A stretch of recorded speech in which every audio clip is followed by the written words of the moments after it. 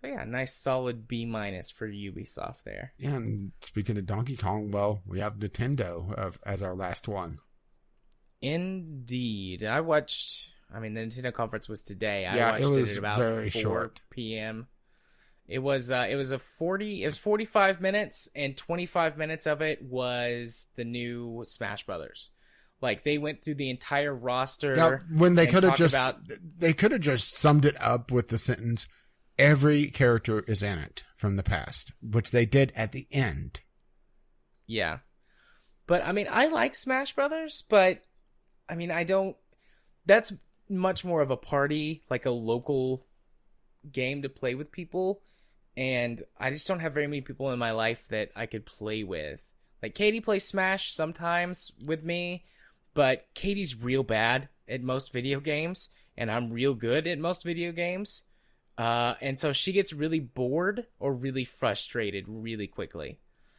So, and I've got some friends that play Smash, but we're all adults with families, so we don't get together to play games very much. And usually when we do get together, we're playing board games or Star Wars RPG.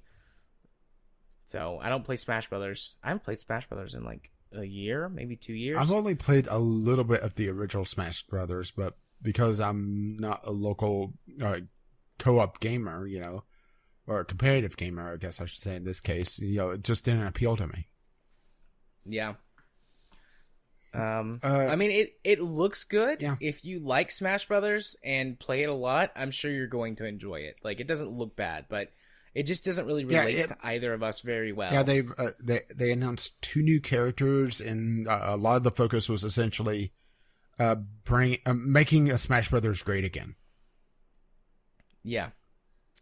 But I mean, Smash Brothers was the last thing in the conference, but we opened with that. Yeah, they started off with Pokemon Let's Go Pikachu / Eevee, which is essentially it's Pokemon Yellow redone, isn't it? With Pokemon Yellow with integration from Pokemon Go and these weird Pokeballs. Probably the big thing about this is you get Mew if you buy the Pokeball Plus. Yeah, because it's outside sort of a high. Well, I was going to say outside of that, only way that you could get Mew was rare events that would happen in real life, or just cheat it with a Game Shark. Yeah, the gameplay itself is a hybrid between the traditional Pokemon style and Pokemon Go. I think what they're trying to do is use this as a way to draw people in who played and enjoyed Pokemon Go but have never played another Pokemon game before. I think that's what this is for. And their like next mainline Pokemon title that's supposed to be on the Switch is next year, I think. Yeah. This is the mainline title that they were teasing last year. Yeah. It's kind of strange just how much they're focusing on Pokemon Go as a way to bring in other Pokemon, because that would kind of throw off the... I realize this is going to sound weird, but the balance of the game... Yeah. Being able to get some really, really strange stuff, just essentially completely random. Yeah. It makes me wonder how they're going to deal with that, or if they're not. And people that play Pokemon Go a lot, which do people play Pokemon Go a lot still? Yeah, there's still lots of people who play. No, not lots of people that play, but plays a lot. I know several people in real life who still play frequently. Like, they go to meetups and go to tackle like the legendary Pokemon and go to gyms for battles and stuff. And I live not in the middle of fucking nowhere anymore, but close to like it. You're down right the street next to the middle of fucking nowhere. Yeah. So if there's people in my hick town that are doing that, I would say there's still plenty of people actively, regularly playing this game. So, yeah. You skipped the actual opening of the show. I missed a couple of the opening trailers because I was making lunch. Yeah, so the first game they showed, it was just a trailer, was Demon X Machina, which is a mecha game. It looks very much like Armored Core. And for a second, I thought it was Armored Core. Like, oh, has Nintendo partnered, because they partner with Ubisoft, and Ubisoft has published the last couple of Armored Core games. Like, I thought, oh, are they letting Nintendo make an Armored Core game? But it's not, but it does look very much like one. So Yep. we'll see. It was just a trailer. There was no gameplay or anything shown, no information other than it's supposed to be releasing in 2019. And then they showed Xenoblade Chronicles Torna, That's rather racist. Xenoblade. which is the DLC for Xenoblade. I said it again. I did it again. It's your fault. I'm blaming you for that one. Xenoblade Chronicles Torna is the DLC for Xenoblade Chronicles. Now you got bad Japanese accent going. It's fine. It's fine. Xenoblade Chronicles X is one of the games that I want a Switch for. So I was very interested in this. I mean, it was a trailer with some gameplay. It looks like they've just expanded the places you can go and have added new weapons and whatnot. So, I mean, it was both of those together were less than 5 minutes. So, not a ton, but that was what they opened the show with. And then there was some Reggie Fils-Aimé talking. He talked about Pokemon Let's Go Pikachu and Eevee and stuff. And then they transitioned to Super Mario Party, which is the next Mario Party title. They did some neat looking things with the Switch, though. Yeah, like how they just sort of multi-Switch displays of be able to play across two Switch screens was absolutely fascinating. Yeah, that was really cool. I assume that just links up using either Bluetooth or something. I'm not sure if it would be sensors. Bluetooth. It has to be some sort of the IR sensors on it or something, because It might be, but they were like moving them and spinning them around, so I suppose that the IR sensors, if they are that close together, could still be picked up by each other. Some sort of gyros. It's weird because it was able to use the geometry or change the geometry based on. They showed this tank game where the level was split between the two screens, and they turned the screen around and eventually settled on how to set up the level. And then link the two screens, the two switches with a swipe. And it stitched the two screens together so that it was like a multi-monitor display on a computer. But only a small portion of it was traversable. It was fascinating. That's what I like about Nintendo is when they do weird shit.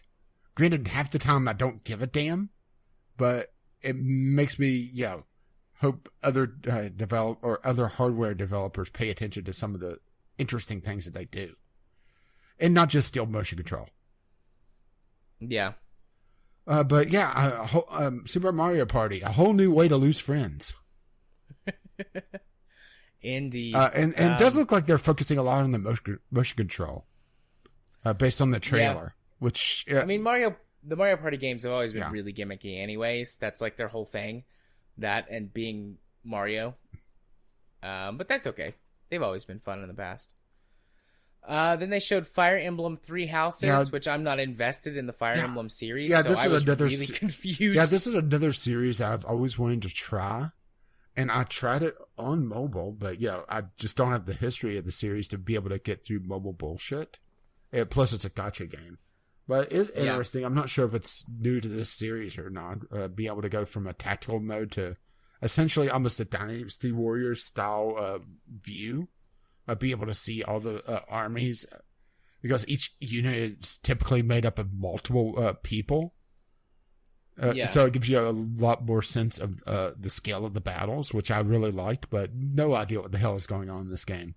I do want to play Fire Emblem at some point, but I have really no idea where a good entry point is. Yeah, I don't know either. A lot of the Fire Emblem games, too, have been on 3DS. The last several good Fire Emblem games, at least based on what I've heard, have been on 3DS. So that is another potential hurdle to it. But yeah, after Fire Emblem, Fortnite coming to Switch. Out now, which was a big thing throughout the entire conference, was out now in pointless musical numbers. Yeah, everybody had at least 2 out nows, I think. But free multiplayer game, once again, a free local multiplayer, and has crossplay with PC, Xbox, and mobile. Once again, PlayStation's being a dick. Yep. Fuck you, PlayStation. And the conference you wrote in on. You mean the conference they wrote in? Yeah.